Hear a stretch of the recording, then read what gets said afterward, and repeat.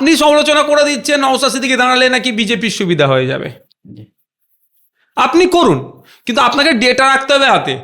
2019 সালে পশ্চিমবাংলা যে 18টা সিট পেয়েছিল, সে 18টা সিটে কারা দাঁড়িয়ে কতটা ভোট কেটে রায়গঞ্জ থেকে শুরু করে আপনার বনগাঁ থেকে শুরু করে কারা কি করেছিল সেটা জানতে হবে। আপনি সমালোচনা করছেন নওশাদ সিদ্দিকী দাঁড়ালে নাকি বিজেপির সুবিধা হয়ে যাচ্ছে। 2019 সালে নওশাদ সিদ্দিকীরা ছিল না, 2021 সালে জাস্ট রাজনীতির ময়দানে এসেছিলাম। আমরা যে কটা সিটে প্রার্থী দিয়েছি সে কটা সিটে বিজেপি কটা জিততে পেরেছে, বাকি যে 77টা তৃণমূল ক জায়গায় সুবিধা করে দিয়েছে সেই ডেটাটা হাতে নিয়ে বলুন আমাকে, সমালোচনা করুন না, আমি তো না বলছি না, কিন্তু গঠনমূলক সমালোচনা। আচ্ছা, নওশাদ সিদ্দিকী থাকলে বিজেপি চলে আসবে।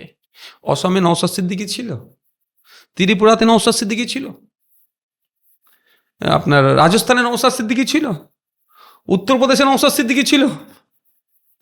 ব্যাপারটা হচ্ছে এটা খাইয়ে দেওয়া হয়, আমরা খেয়ে নিচ্ছি। তো সমালোচনা করুন।